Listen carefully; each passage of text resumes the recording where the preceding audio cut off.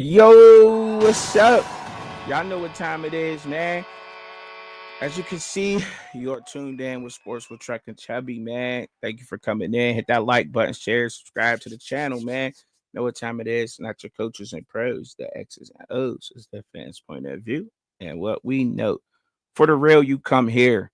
You want the truth, you want it uncut, you want it real and raw, man. That's where you come right here. Truck Sports with Truck and Chubby, man. That's what I do best way possible, man. You know what I mean? Try to be authentic and real with y'all. Now, as y'all can see, I got some of the stats pulled up from the MAC division, right? Or you can see the MAC leaders, the leading tacklers in the entire country, going up into bowl game in the regular season. I guess you could say, um, is right now, and I don't think nobody's gonna catch them because none of these teams are in the college football playoff. So nobody's gonna catch these guys. Nobody, no teams in the college football playoffs gonna catch Sean Dulac from Buffalo and Red Murdoch from Buffalo. Why do I have those guys up here? Why do I have that up here? Is because they're from the MAC division, a division in which a lot of players that have came out the MAC and made immediate impacts to their teams. Let's talk about Curtis Rourke, for example, going from Ohio over to Indiana and propelling that Indiana offense and making that offense look like it should have looked for some time now, right? I think they had some receivers the year before last, honestly. Um, Now their quarterback, he's like Bernard Sorsby. What is he kind of doing? However, Sorsby went over to Cincinnati and he's completely turned his career over at Cincinnati. Sometimes you need to move around. And I see as a college quarterback, moving around does tremendous things for you. Playing under different offensive coordinators does tremendous things for you. It prepares you for the NFL. Those are the guys you see that succeed in the NFL, playing under multiple systems, multiple offensive coordinators, being able to adjust to different systems, change up things on the fly. That's what largely helps you in the NFL because you can change an entire game plan on Wednesday up till Sunday. You could work on the same, game plan from Monday to Thursday and then change on you in the last couple of days. And you have to be able to get that down on the team, right? And that's what this largely is, right? But the MAC division has so much players and so many players to offer. Now, this is just the MAC division defensive side, and these guys were absolutely balling. Now you're seeing guys from Colorado, Baby To, and I believe who else went it? So a couple of people went to Miami of Ohio, and this is not a weird thing to see the MAC absolutely stacking up because you've seen Northern Illinois take down one of college football's best programs in Notre Dame. I do not think that that was a fluke game. I don't think Notre Dame guys think that was a fluke game. I think that they just went out there underestimating what Northern Illinois was actual capable of, and about time they realized like this team is for real, they were already cornered. They came out with a hell of a game plan to stop Notre Dame, and that's exactly and Marcus Freeman, and that's exactly what they did. Ever since then, Notre Dame has not underestimated none of their opponents. So that loss to Notre Dame meant so much for to lose to Northern Illinois because they were supposed to be looked at as a lesser opponent, as a group of five team, as a win, but they wound up losing that game. And since then, Notre Dame has not underestimated any of their opponents, and that so-called saying of playing down to your opponents, they have not played down to their opponents, but they have that coaching staff at Notre Dame under Marcus Freeman had absolutely made the proper adjustments according to each team that they're playing, and they have neutralized each team, and they're playing a fantastic ball. So that's why I think a lot of people think that Notre Dame can make a large push in this game against Georgia. It's just not a given because they know exactly how to attack teams and what to do. But going back into the MAC, and this just leading up to the MAC, what Northern Illinois was able to do this year. At the same time, you got two linebackers who led the nation in tackling like crazy, went off, and they didn't even get recognition for anything that they have done, and which is crazy to me because they're the leading tacklers. I mean, 159 total tackles, 143 total tackles That's in the season. That's crazy. That's crazy. I don't care who you're playing. I don't care. You know what I mean? Like we have to stop this narrative out here of who teams are playing, because at some point, even the best of blue chip recruited teams, um, best coaches go and play the guys and think that these games are supposed to just be easy wins. And I think that helped the Mac in this, in with the case that that they're not playing around. They've come to play. The Mac has absolutely come to play. Um, and I guess that shows with their bowl record. The Mac bowl record alone, I think, is one of the best right now in college football. I have to take a look at it and get an update with it. But last I recorded, the Mac was 3-2 in bowl games, which means that they've won more bowl games than they lost. Um, Toledo beating Pittsburgh was huge. I think that's huge, and that's a huge look for the Mac. And now, and especially looking into next year and what next year is going to be able to bring for both programs, right? And you got guys all across the board that are absolutely balling out. And now you're seeing more and more guys, whether it's via transfer portal or whatever, that's moving over to the MAC division. And the guys are taking these G5 jobs and saying, look, I'm moving to a G5 conference. I sat here and I want to start now. And now these group of five is terrifying a lot of people. I honestly think that the group of five is terrifying a lot of coaches and teams. We've seen Penn State struggle early on in the season with Bowling Green, and Bowling Green almost pulled that game off of Penn State. But ever since then, I guess you've seen a kind of a different um ball game with them, right? You know what I mean? You've seen them kind of play differently. It's such a shame that you had to see two uh damn near group of fives to go against each other. And Miami of Ohio was able to beat Colorado State in dominant fashion. The MAC is absolutely built in a powerhouse of a conference, and that's all I'm saying. The group of five is terrifying. The MAC is building a terrifying conference because number one, almost every player that enters the transfer portal from the MAC division gets picked up almost immediately, or and is looked at by all the other conferences in college football. I can almost guarantee you that without even actually seeing or looking at a piece of paper that's saying that, because we've seen it happen last year, and and the production was there. Except there was a couple of guys that did not get the production that left their teams that I don't think that they should have, and I spoke about them in another video. Was that Daquan Finn and Penny Boone leaving Toledo absolutely may have hurt them. I think because the MAC is I think it's a great football conference. I don't look at any of these other conferences as being weaker. I look at these conferences as being, you got to work harder.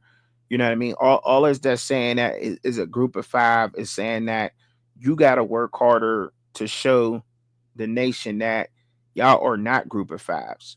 That you can beat any of these teams at any given day. These other division guys, these other conferences, to me, sometimes are spoiled.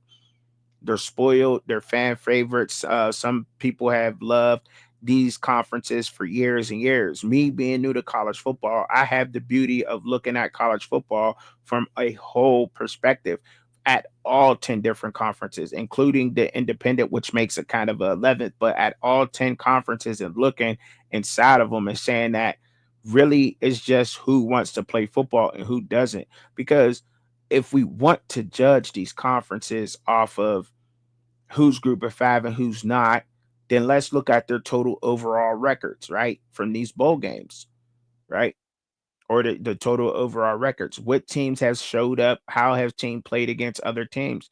We've seen that all year round. And if you look at it, I don't think that the MAC division had went and planned any, let's say, Power Five teams and have gotten absolutely just manhandled. Sometimes it happens. Sometimes the top teams in the MAC, Bowling Green, Miami of Ohio, Toledo, Buffalo. Those teams have absolutely and went out and represented the MAC division in great fashion. And the MAC is always willing to pull upsets. And I think that that conference alone is definitely starting to rise above.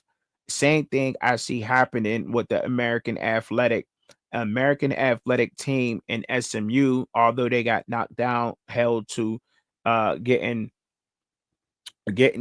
held down by the NCAA. And what happened with that back with the Pony Express, and they had years to rebuild, and they got the death penalty, so to speak, and they ended up in American Athletic. But they were in American Athletic, go to the to the Atlantic Coastal Conference, which is the ACC. For some people who don't know, they move over to the ACC, and then they almost win the conference in a year. They in the first year they almost win the conference. They go to the conference championship. They represent the best of the ACC coming from the American Athletic Conference. So that has to ring. That has to have your head spinning now, and have to have us as football fans, college football fans, noticing that that conferences now are stepping up, and where there has to be some kind of barometer to know who is the top 5 conferences and the bottom 5 conferences. There has to be some kind of record or something that we keep to see who's going to get those guaranteed 3 teams in. You know what I mean? Like it shouldn't be, and I get it. The most money being made out of any college football conference is the Big Ten and the SEC. We know this. We know this. But and they can take their money and form their own league. But let's just say that they did form their own league, and you no longer have to worry about the Big Ten and SEC, right? And I know I'm going off, and this is just a group of 5 Terrifies, and this is what this that's what the name that's what the title is. But we're going to talk about some other things here. Now, when you look at that, and you say to yourself, well, with the Big Ten and SEC could take 16, both 16 of their teams, which is what 32 teams. They take their 32 teams and form their own league. It'll absolutely be watched, but they would absolutely have to beat up on each other. And then the other teams will say, okay, well, now you got to pay us even more money to come play us now, because now you have your own league in college football or whatever that may be. And now you have to now you have to pay us. Have to pay us even more money now. And they could do that. But now just think, if the SEC and Big Ten took over, they would absolutely probably monopolize there be conferences, West, East, North, South. You have break that down into conferences like that, and they could do that. But then you have 8 conferences left, which is the ACC, Big Ten, American Athletic, Sun Belt, MAC, Mountain West, Conference USA, and then the Pac-12. And you can still get some good damn football without the Big Ten and SEC. So now, if the Big Ten and SEC move over to form their own league, to go with their own channels and their own production, now the TV deals are split between 8 conferences minus 32 teams. So now you have 102 teams instead of 134 teams to worry about. And you got 102 teams with television deals as big as that and everything else. Eventually, I think that would just put them on the back burner of the market. In a couple years, how many years would the Big Ten and SEC be able to survive without the rest of college football? Because everything else from there is business, and it'll turn into business. And that's a good question to ask. How long do you think that the Big Ten and SEC would be able to survive without the rest of college football? Because you're seeing other conferences rise up above some of the others. You're seeing the Big 12 largely pick their teams that they're adding to, expand their divisions from the group of five. You're seeing them go into the Max and the Mountain West, just like the Pac-12. The Pac-12 it will be largely a group of five conference. That's just what it will be. Added with a couple of other teams in there. But the Pac-12 said we're going to take the Mountain West Conference and we're going to and we're going to take some of those teams and we're going to reform that. And I don't think that they should have let Colorado go, but they're trying to rebuild that. I think it'll work. I don't know for sure if it's going to work, but I just think it's going to work. With no mathematical skills behind it or breaking down any numbers or knowing any that I think it will work for them. The Mountain West has some very good football going on there. I think the Mountain West now has to look at teams like North Dakota, South Dakota, Montana, North Dakota State, South Dakota. They have to look at those teams and adding them into the Mountain West Conference, which gives those teams who already have had prestige and everything in a Division One AA. Now they're moving up into the Mountain West Conference, which give them an opportunity to showcase their talent against other uh, college football teams throughout the nation, which opens up their exposure even more. So now, if that was to happen, if North Dakota State, South Dakota State, Montana, so forth, it's all joined the Mountain West Conference, and now you have those teams in the Mountain West that have been compared to the Alabamas of Division One AA and the Georgias and the LSUs and the best of the best in the nation, Ohio States, whatever you want to compare those teams to. Those teams have absolutely put stars in the NFL, great talent throughout the NFL. They've done everything else. So when you put those teams with that kind of notoriety into the Mountain West Conference, now college football is looked at something totally different. We have to go to the top five and bottom five kind of regime because it's going to draw more eyes than it's ever had been. But the Big Ten and SEC is going to have to play ball. I think it's going to push them to say we got to play ball now, because if not, we can't continue to run and build up our facilities and or to take the chance to let a North Dakota, South Dakota State type of guys or anybody be able to build up their facilities and now compete. Because the one thing with the Big Ten and SEC you can say, or that is so for there, is that some of the best facilities and the most prestigious football programs throughout America resides in those conferences, the Big Ten and the SEC. But now, if they don't want to play ball, the group of five will absolutely terrify, and it terrifies everybody, because now you're seeing teams rise up. Caden Salter comes straight from the Conference USA, comes straight from there. We actually seen Caden Salter get picked up, moved to the Big 12. Probably going to be successful. Most likely will be one of the most successful quarterbacks in the Big 12, hands down. Probably will be. We've seen the Conference USA team and James Madison, or were they the Sun Belt James Madison? Either or, they come from one of those group of five conferences. Pretty much move up into the Big Ten and go into the college football playoff. Yes, they did. Because their quarterback came from the MAC. So now you're looking at how the group of five is absolutely breeding and bringing the best football players to college football.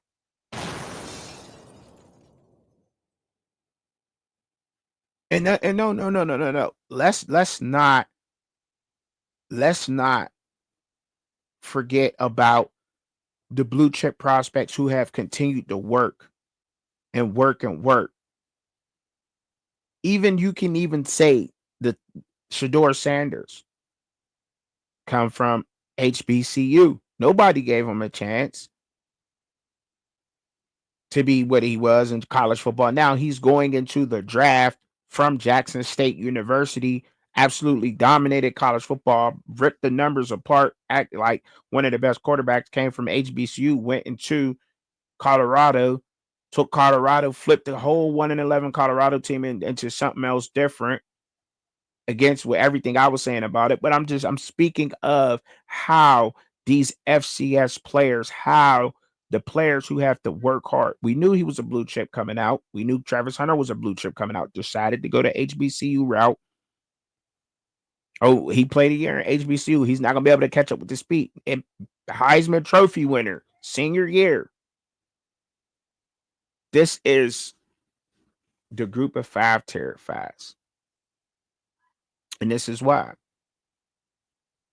Because the players that are coming from the group of five know what it's like to work. They know what it's like. They don't take for granted the facilities that they're now being able to take advantage of. They don't take for granted the fact that they're getting playing time or they're number 2 on the depth chart. They're almost at number 1. You're not seeing any players work harder than the group of five throughout college football right now because they're not entitled to the money that collectives have. So it begs the question, and it makes you think, will Boise State be able to survive against Penn State? If Boise State beats Penn State in the college football playoff, this will upset the entire balance of what you thought you knew. And that's why that game means so much to not only the Mountain West, to not only the new Pac-12, but to group of five football all through America. Every conference is rooting for Boise to beat Penn State. You got the American Athletic, the Sun Belt, the MAC, the Mountain West, and the Conference USA absolutely rooting for Boise State to take down Penn State, because then that would put a group of five team in the Final Four in college football. By the way, a group of five conference has already became the 4th highest ranking conference in college football to get the bye week. Is it possible? And I don't think that is so far off to say that we may be able to see another group of five conference be the number 4 next year and the number 3 next year.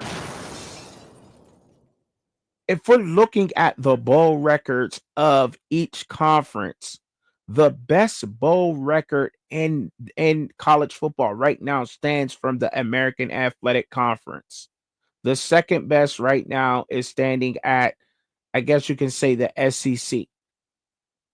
The third best right now would be the MAC. I guess I got to redo it. I have to redo it. I haven't done it. I haven't been updated with at least 7-8 games right now. I'm all 7-8 games behind.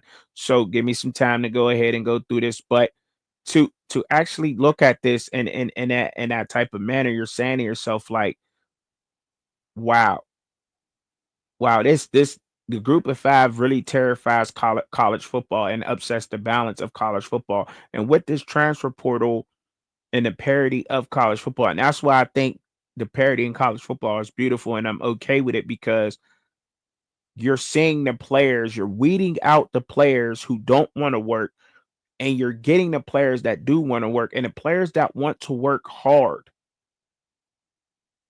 One of the best running backs in college football, if not maybe the best, I guess you would say he's the best running back in college football. One of the best, besides it comes from where? A group of five. The second best came from where? JUCO. Cam Scottaboo, before he went to Arizona State, came from JUCO. You're seeing this all over college football. We have to wake up and we have to see this, people, that we cannot no longer keep up with these with this bias of the money guys. And that's what it comes down to, money, but they are the money guys. And that's why I beg us as the people in college football to actually, whatever we're doing on social media, mention it every time we can. Support videos that talk the same talk that I'm talking right now. Pump them up, get them out there, make them go viral, because this message needs to be heard. Because we control that narrative. We as fans, we can do as much as we can, but it's gonna get to the committee to make the committee say bowl games. It does not matter, and you can make that switch, and you can look at it from the record wise, top five and bottom five conferences, and go off their bowl records. You can do that because those are the best of that conference to make those bowl games. They made it eligible. Not every team does, but and that's fine. Not every team becomes bowl eligible, but the team so those would represent the best of that conference. Their records determine the top five and bottom five have of next year's and who's going to be able to get the bye weeks and so forth. The three teams, two teams in, so forth and so on, right? And so it gives college football a chance to change, but all they have to do is flip the bowl games. You would take, for instance, you take the Sun Bowl and the Gator Bowl, and you would play them early December. You can keep the bowl games the same exact way. You can keep the SEC versus whatever. You can switch it around if you want to, just to make sure you're getting the best matchups. Or you could just keep everything the same and say, okay, well, based upon the top five and bottom five, which I think would be the easiest way, would say, okay, you shift the bowl games.